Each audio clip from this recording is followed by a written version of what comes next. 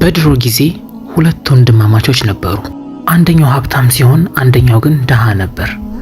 የድሃ ወንድም ሚስት እጅግ ቆንጆ ናት፣ ማራኪ ናት። ግን በድህነታቸው ምክንያት የሀብታም ወንድምየው ቤት ነበር ምሰራው። እረፍት የላትም። ከጠዋት እስከ ሌሊት ድረስ ትፈጋለች፣ ትሰራለች።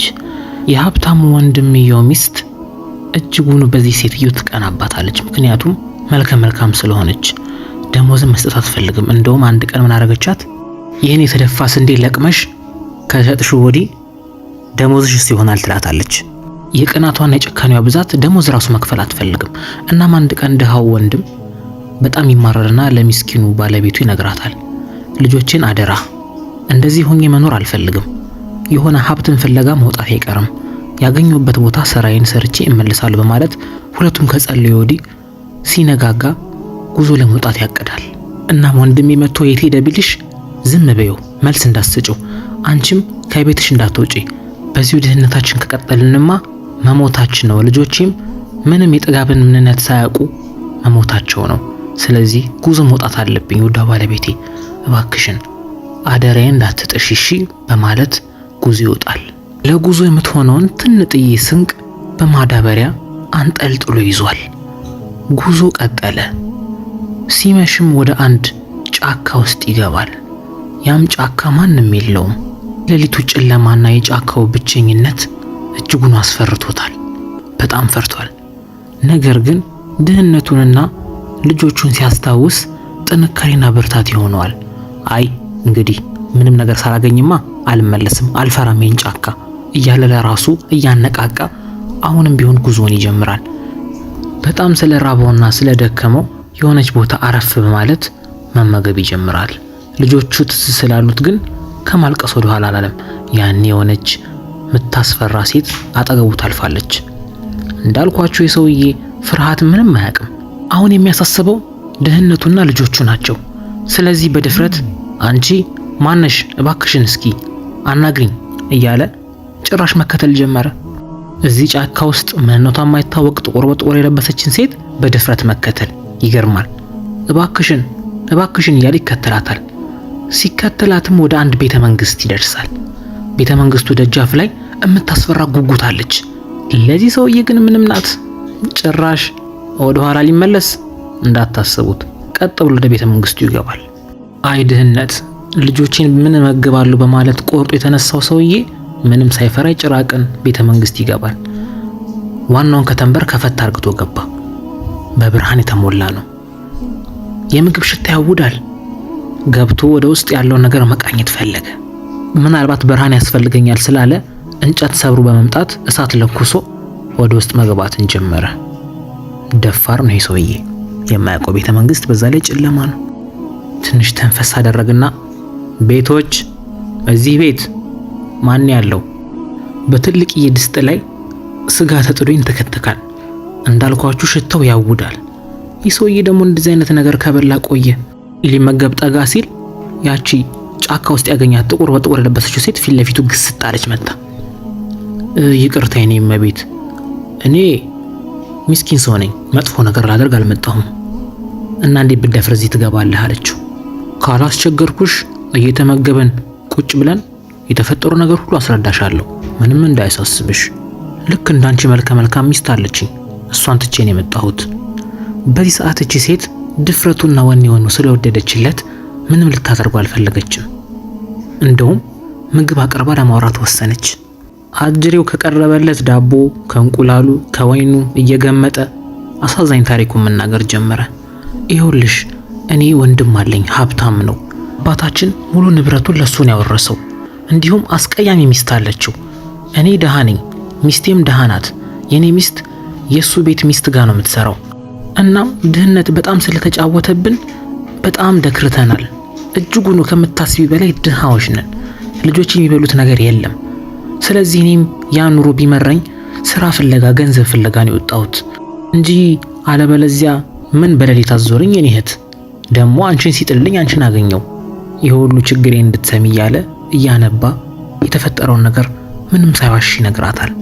ታዲያ ይህቺ ምስኪን ሴትዮ ልቧ ይነካል። በነገራችን ላይ እቺ ሴትዮ እናቷ ጭራቅ ናት፣ እሷም ጭራቅ ናት። ሆኖም ግን መልካም ሰው ካገኘች እንደ ሰላማዊ ሰው ታናግረዋለች። እሷም መጥፎ ነገር አትሆንም። ግን መጥፎ ከሆንክባት ግን እመነኝ አትለቅም። እናም የተፈጠረውን ነገር ስለተረዳች ብዙ ሀብት የሚይዝበትን ቦታ ትጠቁመዋለች። የሚፈልገውን ያህል ብር በኪሱ ሞልቶ እንዲሄድ። ይሄን ሲሰማ በጣም ደስ ይለዋል። ኧረ የኔ እህት ይሄን ነበር አንዴ ስፈልግ የነበረው። በይባ ያሳየኛውን ቦታውን ያለምንም ፍርሃትን ገብቼ ዝቄ ሞጠው እንዳያሳስብሽ። አሁን ቦታውን ጠቁሚኝ። አሳየችው። በደስታ ወደዛ ወደዚህ ያለ ብዙ በሮች ቢኖሩም እሷ ወደ ጠቆመችው በር ሰተት ብሎ ገባ። ሲመለከት ብዙ ብሮች አሉ። አስተውሉ፣ ወርቅ አለ፣ አልማዝ አለ፣ ብዙ ሀብቶች አሉ። ግን እሷ የጠቆመችው ወደ ብር ነው፣ ወደ ብር ካዝና። ያንን ብር በደስታ በያዘው ማዳበሪያ መሸከፍ ጀመረ። ይህ ምስኪን ሰውዬ ብዙ መያዝ ይችላል። ሆኖም ግን ስለማይንገበገብና በጣም ስግብግብ ስላልሆነ የሚችለውንና ለሱና ለቤተሰቡ የሚበቃውን ያህል ብቻ ተሸከመ። ከዛም ያገኛትና ያመሰግናታል። እሷም አንድ ማስጠንቀቂያ ትሰጠዋለች። ሁለተኛ ወደዚህ ቤተ መንግስት እንዳይመለስ። አረ ምንም እንዳያሳስብሽ የኔ እህት፣ ምንም ችግር የለም። አሁን ይሄን ወደ ሀገሬ ወስጄ ራሴን ቤተሰቤን እቀይርበታለሁ ይላታል። እሷም ልክ ነህ፣ እናቴ ትኖራለች እዚህ አካባቢ። የሰው ልጅን ካየች አትበላውም አትነክሰውም፣ ግን ከአካባቢው ደንግጦ እንዲወጣ ታደርጋለች። ስለዚህ እባክህን ዳግም ወደዚህ አካባቢ እንዳትመለስ፣ ይቅና። የያዝከው ነገር ደግሞ ከመጠን በላይ ይበቃሃል፣ በአግባብነት ከተጠቀምክበት በማለት ወዳጃዊ ምክርን ለግሰው እሱም ወደ ጉዞ ያቀናል። ቲያ በመንገዱ ላይ የሄደ ገበያ ያገኛል። እዛ ገበያ ላይ 2 ወንድና ሴት የሆኑ በጎችን በአንድ ብር ይገዛል። አህያንም ገዝቶ ተፈናጥቶ ወደ ቤቱ ሲሄድ ልጆቹ ከመንገድ ያዩትና እየፈነጠዙ አባዬ መጣ እያሉ በደስታ ያቅፉታል። መቼም አባት ከሥራ ውሎ ሲመጣ ያለውን ደስታ ታውቁታላችሁ። ፈነጠዙበት፣ አዳዲሶቹን በጋዩ። በዛ ላይ ያመጣላቸው የምግብ አይነት የሚያማምር ዶሮች፣ ሽታ ያላቸው ፍራፍሬዎች። ስንት ዓመት ሐዘንና ረሃብ የወረሰው ያ ቤተሰብ በፈገግታ በሳቅ በጨዋታ ቤቱ ደመቀ ደራ። ከዛም የተፈጠረውን ነገር አንድ በአንድ ለባለቤቱ ያስረዳትና የነገራት ጀመር። ምን እንዳጋጠመው፣ እንዴት የሁሉ ገንዘብ ሊያገኝ እንደቻለ አንድም ሳይደብቅ ለባለቤቱና ለልጆቹ ይናገራል። እነሆ አሁን መሽቷል፣ ደክሟቸዋል፣ ይተኛሉ። ሲነጋጋ የገዛውን በጎችና አህያ ለባለቤቱ ያሳያታል። እሷም ደስተኛ ትሆናለች እና ያ ሁሉ እጁ ላይ ያለውን ገንዘብ ምን ሊያደርገው እንዳሰበ ትጠይቀዋለች። እሱም ይህንን ደሳሳ ጎጆ በማፍረስ የሚያምር ቤት ለሱም ለልጆቹ የሚያማምር ክፍሎች እንደሚሰራና የሀብታምን ኑሮ እንደሚኖሩ ይነግራታል። ኧረ ምን ይሄ ብቻ! በጎቹ አደጉለት፣ ላሞችም ገዙ፣ ወተት እያለቡ ቆዳቸውን እየሸጡ እርሻም እያረሱ አጠገባቸው ቤተ መንግስታቸውን ገንብተው የሚያስቀና የሚያምር ልክ የንጉስ ህይወት የሚመስል ህይወት መኖር ጀመሩ። ደግሞ ወደዛ ታሪክ እንሂድ። ያ ሀብታም ወንድሙ ያቺ ጨካኝ ሚስት ያለው ወደ እነሱ ታሪክ እንሂድ። ወንድሙን ካየ ረጅም ጊዜ የቆየው ወንድምየው ለአስጠሊታው ሚስቱ ወንድሜ ሄደ መጥቶ አያውቅም፣ ሚስቱ መጣ አታውቅም፣ ሰርታ አታውቅም።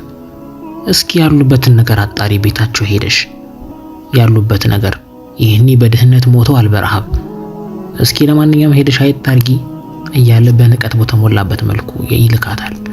እሷም ትንሽ ዳቦና ቅጠላ ቅጠሎችን በመያዝ ወደ መንገዱ ስታቀና የሚያምር ቤት ታያለች። አረግድ አሁንማ መንገድ ተሳስቻለሁ፣ ልመለስ። ጋሺ ይህ አካባቢ የሆነ አንድ ምስኪን ሰው የሚኖርበት አይደል? ልክ ነሽ። ይሄ እኮ ቤታቸው ነው፣ ሀብታም ሆነዋል። አልሰማሽም እንዴን ታሪክ? ሴን ታሪክ ስትሰማ ደንግጣ ወደ ቤቷ ሩጫ ባለቤቷን ልትነግረው። ጉድ ስማ። ሰማ አጀሬም በገገ፣ በጣም ተናደደ። እንዴት ማየትም አለብኝ ብሎ አህያውን ሸክፎ ወደ ወንድሙ ጉዞ ጀመረ። ከዚህ ፊት ሰጥቶ የማያውቀውን ፍራፍሬ ሸክፎ ቋጣሪ ላለመባል ወደ ወንድሙ አቀና። ያው ላለው ይጨምራታል አይደል ታሪኩ። ሲደርስ ወደ ቤቱ ወንድሙ በፈገግታና በደስታ ተቀበለው። ሰላም ወንድም አለም፣ ግቡ፣ ይኸው ብሉ፣ ጠጡ፣ ተጫወቱ፣ ወንድምየው በጣም አንገብግቦታል ሀብታም የሆነበትን ምክንያት።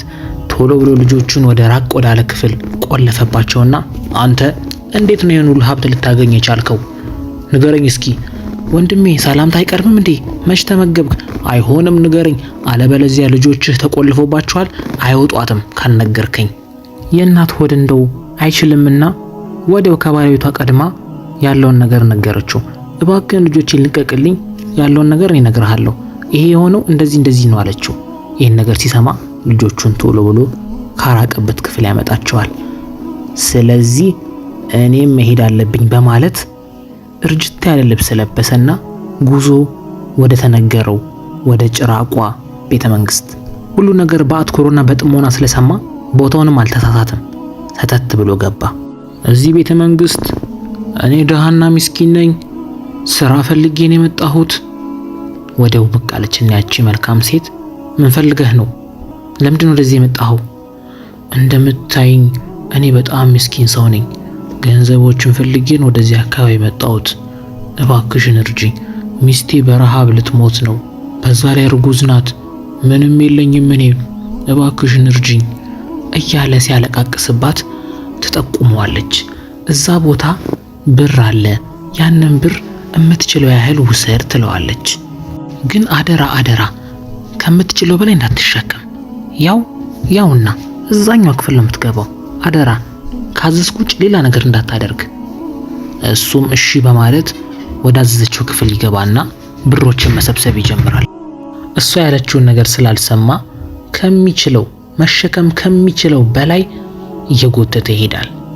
ነገር ግን ይህ ሰውዬ በጣም ስግብግብ ስለሆነ እሷ ያለችውን ነገር ሳይሰማ ወዲያው ወርቅ ያለበትን በር ይከፍተዋል። መዓት ወርቆችን ይመለከታል። አስተውሉ፣ ብር ብቻ ነበር ውሰድ ያለችው። እሱ ግን ወዲያው ብሩን ዘረገፈና ወርቅ ማግበስበስ ጀመረ። አሁንም ከሚችለው በላይ ተሸክሞ መሄድ ጀመረ። አሁንም የሆነ በር ሲከፍት የተለያዩ አልማዝና ጌጣጌጦች፣ የከበሩ ሀብቶችና ድንጋዮችን ያገኛል። በመደናገጥ ኧረ በለው ይህን ኮሰርኩማ ማንም አይደርስብኝም በሀብት እያለ ወርቁን ከዘረገፈ ወዲህ እነኝን የከበሩ ውድ ዋጋ ያላቸውን ነገሮች ተሸክሞ መውጣት ይጀምራል። አልጠግባይ ሲተፋ ያድራል ይላል እንደ ሀገራችን አተራረት። የሆነ በር ሲመለከት እዚህማ ብዙ ሀብት ይኖራል በማለት ቀጥታ በሩን ከፍቶ መውሰድ ነው የጀመረው። ልክ እንደከፈተውም ውስጡ ያገኘው የታሰሩ ማዳበሪያዎችን ነው። ምን ይሆኑ እነኚህ ደግሞ በማለት ከፈተው። ይህ ሰውዬ ቅድም ያለችውን ሀብት ይዞ ቢሄድ እስካሁን ምንም ችግር አይደርስበትም፣ ግን ተንገብግቧል በጣም። ሲከፍት ያገኘው ስንዴ ነው። ምንም የተለየ ነገር አላገኘም።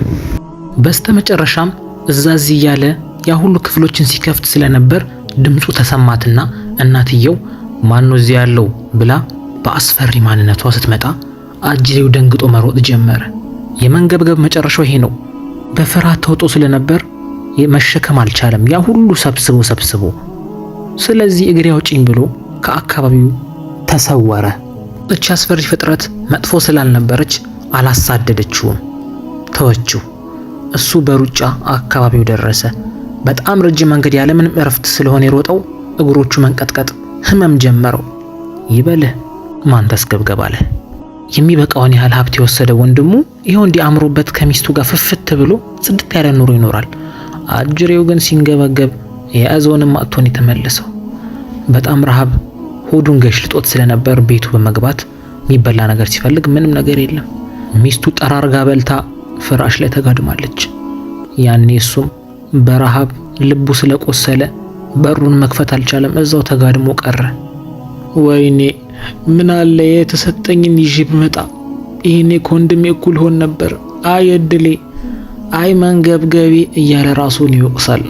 ይሄ በሽተኛ እግሩን ዘርግቶ በጣም ርቦት ስለነበር ወደ ወንድሙ ቤት ይሄዳል። በሩን ሲያንኳኳ ሚስቱ ትከፍትለታለች፣ የወንድምየው ሚስት ማለት ነው። ከዛ እሷም ጨካኝ አይደለችም፣ ምስኪን ናት። ምግቦችን ትሰጠዋለች፣ ትመግበዋለች፣ አይዞህም ትለዋለች። እሱ ግን ባገኘው ነገር በጣም ስለተጸጸተ እያነቃቀሰ የተፈጠረውን ነገር እየነገረ ያዝናል። ቀድሞ ነበር እንጂ መጥኖ መደቆስ፣ አሁን ምን ያደርጋል ድስት ጥዶ ማልቀስ ይላል የአገሬ ሰው ሲተርት። እነሆ የዛሬ ታሪካችንን በዚህ እናበቃለን። እነሆ ኮሜንት ላይ ከየት ሀገር ሆናችሁ እንደምትከታተሉ አስቀምጡልኝ። አመሰግናለሁ።